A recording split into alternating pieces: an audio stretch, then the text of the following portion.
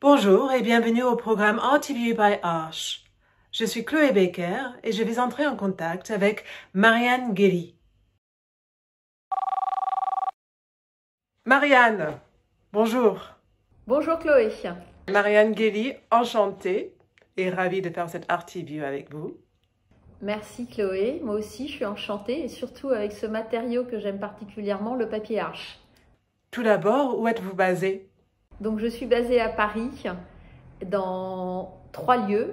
Le premier, c'est mon showroom, rue de Provence, dans le 9e, à côté de l'Opéra de Paris, qui rassemble tous nos trésors de création depuis une vingtaine, 20-25 ans, et qui nous permettent et qui me permettent de présenter à mes clients, mes contacts, tout ce qu'on peut réaliser, imaginer, ennoblir avec du papier. Le deuxième lieu, c'est le lieu où travaille mon équipe créative et mon équipe d'artistes, d'artisans, mes sculpteurs, parfois des brodeurs, enfin un certain nombre de talents qui travaillent donc à Aubervilliers. Là, on a 300 mètres carrés et c'est dans ces 300 mètres carrés que toute cette équipe de création et de production transforme avec magie les projets qu'on imagine ou les projets rêvés de mes clients. Parce qu'aujourd'hui, mon travail, c'est un travail collaboratif avec tous ces artistes et artisans qui sont à mes côtés. Et on imagine ensemble des projets toujours plus fous, toujours plus grands, ou alors toujours plus précieux, toujours plus petits, toujours plus haute joaillerie du papier. Et il y a un troisième lieu qui est important, qui est ma maison, où j'ai mon appartement, parce que je n'ai pas une grande maison à Paris, un appartement à Montmartre, qui est un peu entre les deux, qui est entre le showroom de la rue de Provence et l'atelier à Aubervilliers, et qui est un lieu où j'imagine aussi. J'ai mon bureau, ma table de découpe, et j'ai toujours du papier Arche. Montmartre, effectivement, le lieu clé des artistes depuis des siècles. Quelle technique utilisez-vous? J'utilise toutes les techniques qui sont possibles, parce que je suis curieuse, créative, designer industriel de formation. Donc du coup, dès que je peux imaginer une technique et l'appliquer au papier, j'y vais, j'expérimente, je teste. C'est ça qui m'amuse, c'est ça qui m'anime. Mais on va dire que la première technique quand même, c'est la découpe. La découpe sous toutes ses formes, qu'elle soit numérique, qu'elle soit à la main, qu'elle soit avec le geste.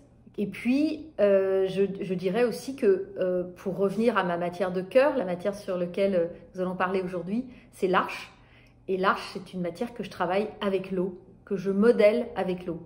Donc, je peux vraiment faire cette forme-là de manière très, très modelée et je la sculpte. Donc, on sculpte en fait le papier. Pour moi, c'est infini parce que ça fait 25 ans que ça dure et je retrouve toujours encore d'autres techniques et d'autres ennoblissements possibles.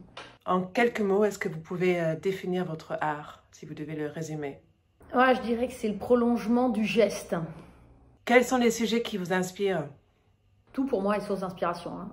Mais on va dire qu'on commence par la nature, l'architecture, évidemment la calligraphie, les lettres, et puis les voyages et tous les arts décoratifs qu'on peut imaginer.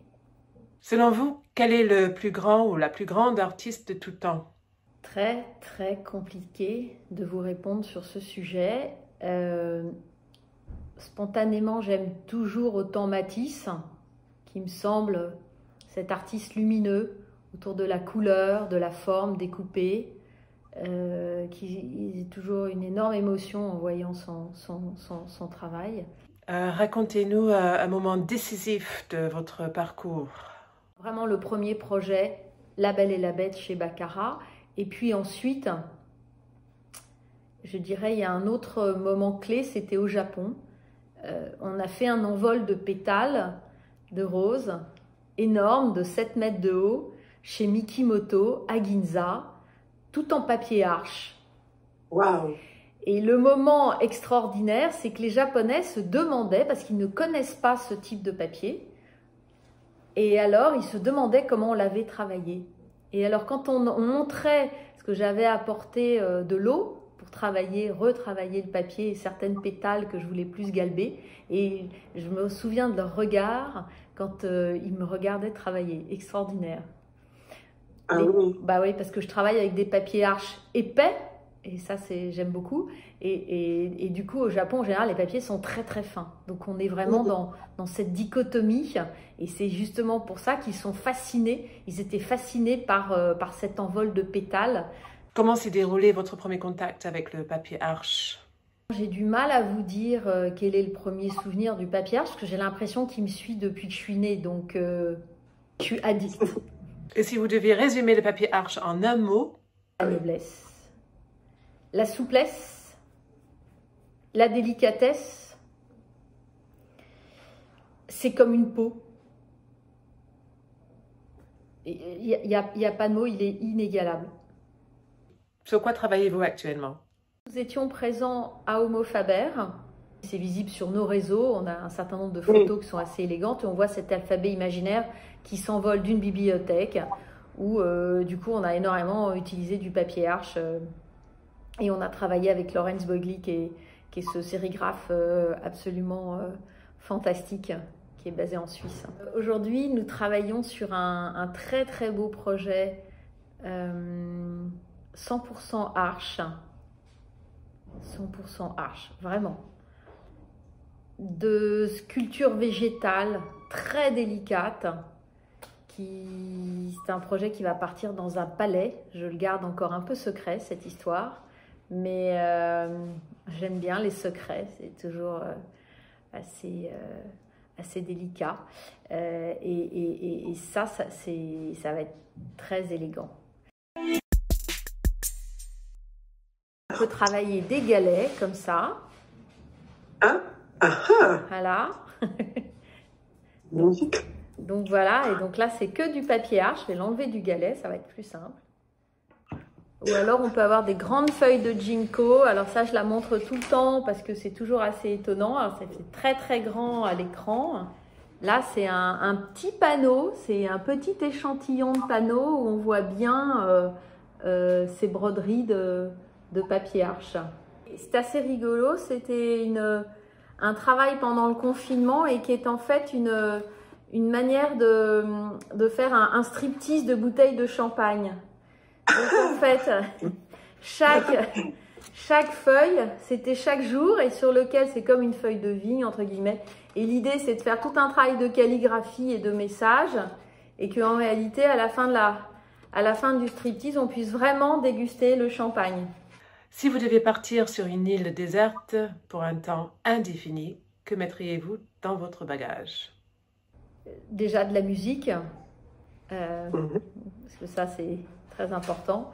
Des livres, des romans, des autobiographies,